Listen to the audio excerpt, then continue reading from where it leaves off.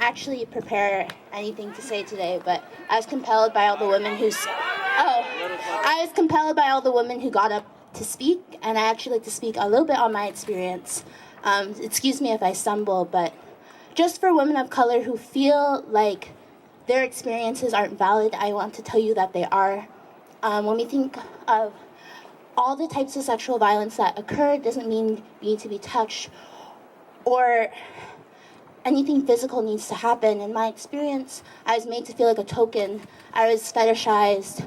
I was made to feel special. And all the women of color who are told by professors that they are there for them, they are their martyrs, that is not true. You have your own power. We have our own agency. We do not need to be taken care of, especially by white men who like to tell us that we do not have our own voices. We do, and we need to speak out against them. I had a friend, I don't know if she's in the crowd, but her name was Sarah. We went to talk to administrations, and things can be done if you are persistent. So don't ever let anyone silence you, and don't ever let anyone feel like they are the owners of your agency. Yeah.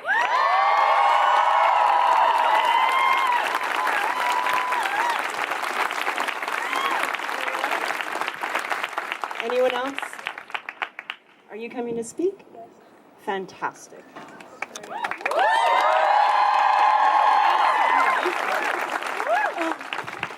Hi, my name's Chadera. I'm a third-year student at McGill.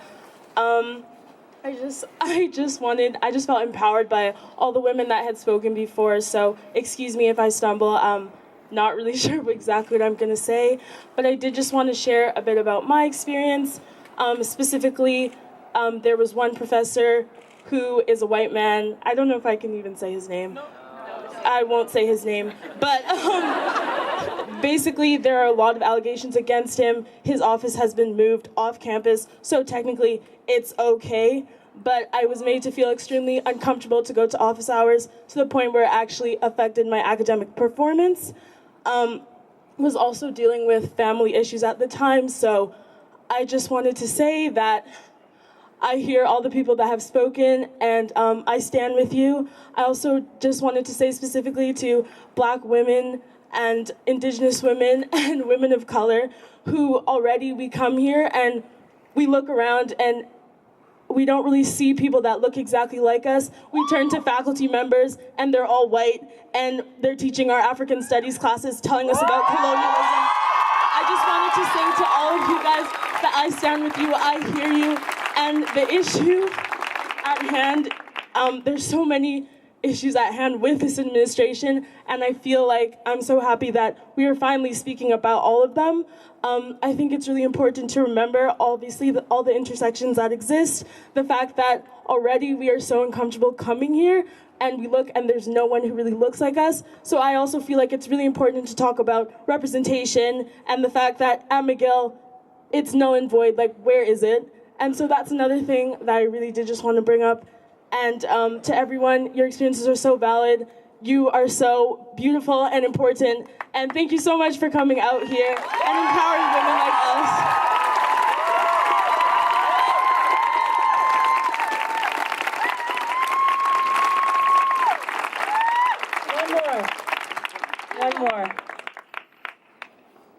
One more student who wants to speak? I don't think there will be one. So I'm gonna close things off. I just want to very quickly, when in that last story, who thinks they know who that professor is? Shame. That's insane. We've all heard this. We all know what's going on. I can tell you, we've been in the rooms with the administration. They know the names, and they're doing nothing. Shame. Okay, I'm going to read something very quickly and then do some kind of final close-offs. Sorry, I'm kind of overwhelmed.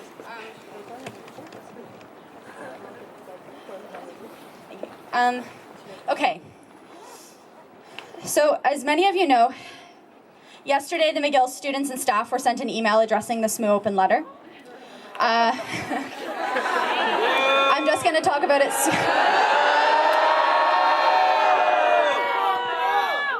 that copy-paste bullshit. Institutional gaslighting, anyone? Yeah, no, but really, they say they don't ignore our complaints, that they have adequate procedures, but that is gaslighting, and they tell us that our concerns aren't real, that we're making it up.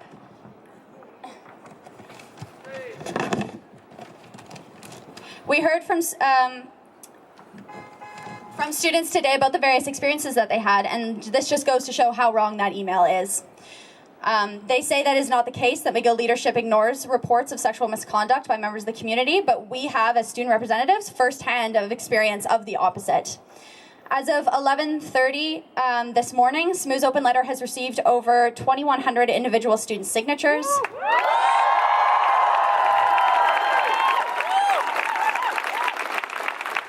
And the endorsement of 85 student groups, with more signing on all the time. We demand from McGill University an acknowledgement of the severity and pervasiveness of this issue. We demand that an external investigation be launched into the Office of the Dean of Arts' handling of complaints.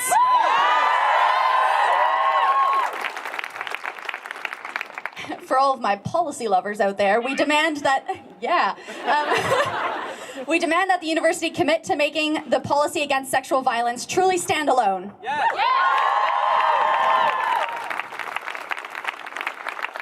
One of the final notes I want to leave on is a message to both McGill and Concordia administration, as proven by the sheer amount of people here today, that we take this very seriously, and they should too.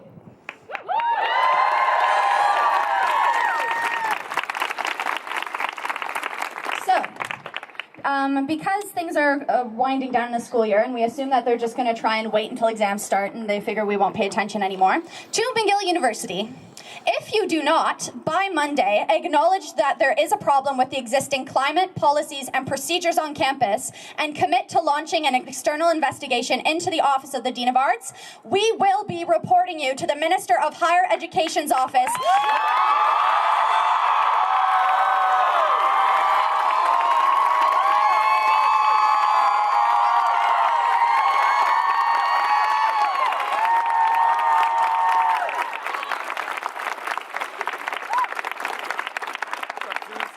For being in violation of Bill 151.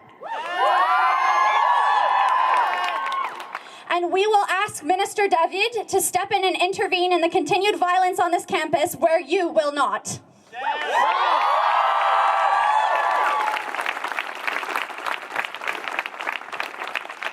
Thank you all so very, very much for being here. Thank you to everyone who has signed on to the letter. We have some physical copies if there's anyone here who hasn't signed it on yet. Thank you to everyone who spoke, who helped organize the event, the SMU executive, the CSU executive, the many, many people who have sent messages of solidarity to myself and others throughout this time. I just also really, really want to the final note, thank you to all the women of color who spoke today.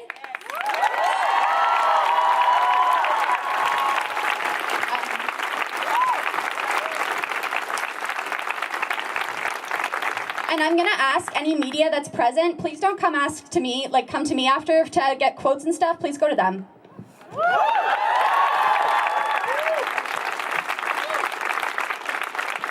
Thank you folks so much. I'm gonna open one more time to women or non-binary folks of color who want to say something in the space.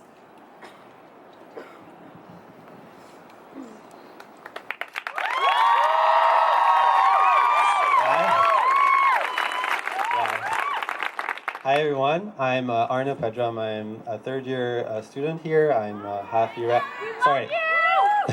I'm a third-year student at McGill. My name is Arno. I'm half Iranian and non-binary, if that's relevant. I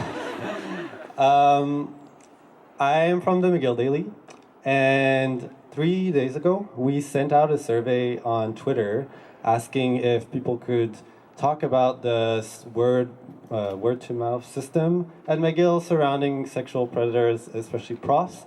In 3 days, we've already received dozens of messages, and I just want the administration to know that yes, we're the first articles about this have been published officially maybe 2015. Now we're only there like right in front of you with so many people. But people have always known. People have always talked about it. Everybody knows. Everybody has always known. Like, I'm sorry, this is not news. This is not news. Everybody knew. Everybody knows. When we did those like hands up, everybody knows about it. Everybody knows about a professor. Can we try again?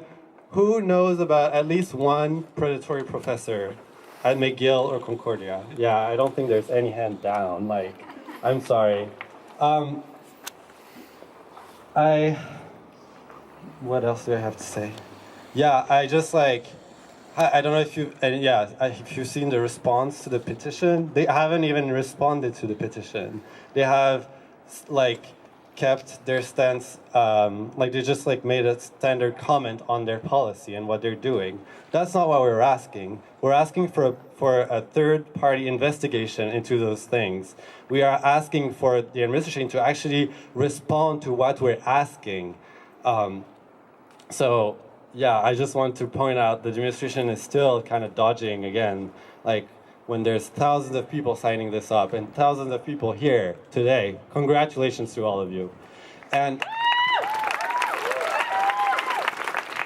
I want to give a little shout out to all the silent students who have been the sources of all these word to mouth. These are silent survivors that have suffered violence at the hands of professors that probably had to went up to their friends, talk about it, and maybe their friend didn't believe them. And when they went to the administration to try to report it, maybe the asshole that took their like report didn't believe them. Maybe they blamed them. Maybe, like, I want to give a shout out to all these people who had to fight all these people, have to face all these people denying what they were saying, for it to start to have a word of mouth to try to protect other people. Please, please clap to those people.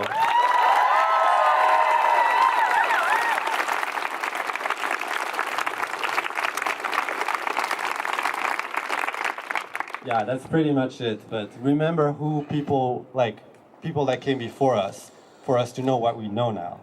Thank you.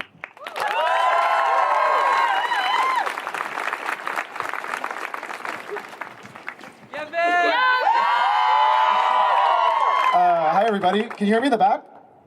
Yes. Okay, perfect. So my name is Vincent Mousseau. I'm the Internal Affairs Coordinator of the Social Work Student Association here at McGill. So I just wanted to point out some of the very specific realities that that come into play in terms of our sexual violence policy and the way that it affects our students specifically, and as well as other students in professional programs. So for students in social work, anything that happens at our internships or our field placements or anything that in that regard, our sexual violence policy at McGill, as it exists currently, does not touch any of that. So if students are facing issues of sexual violence in their field placements, and there is absolutely zero policy at McGill to do anything about it, it's left down to faculty.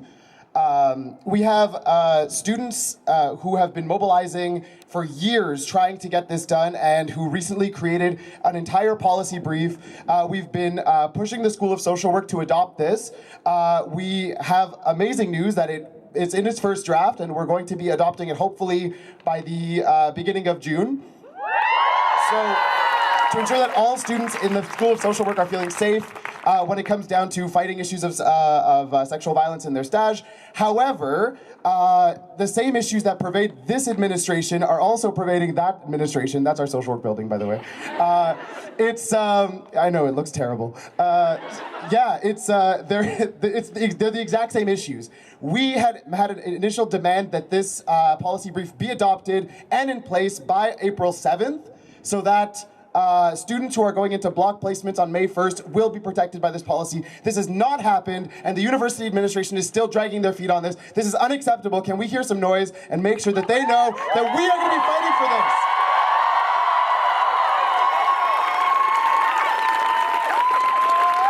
I talk about the issues in social work, but these are the exact same issues that are playing out in medicine, the same issues that are playing out in law, the same issues that are playing out in all other forms of education, all other forms of these types of field placements, and we need to take action on this. So when we're talking about sexual violence, we also want comprehensive policies that are going to surround what happens to students when they are off campus doing their mandatory, unpaid, I might add, field placements. Thank you.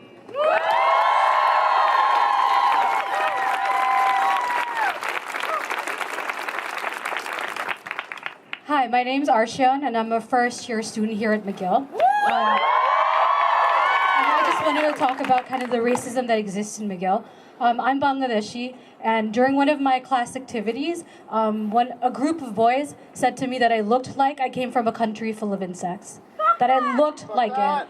And I just wanted to tell these boys and whoever feels this way that I'm not scared of insects. I'm scared of human beings who can look at other people and look at the color of their skin and judge them, which are, by the way, the colors of our skin are fucking beautiful. I'm not scared of insects. I'm scared of human beings who do not see other people's souls. Thank you.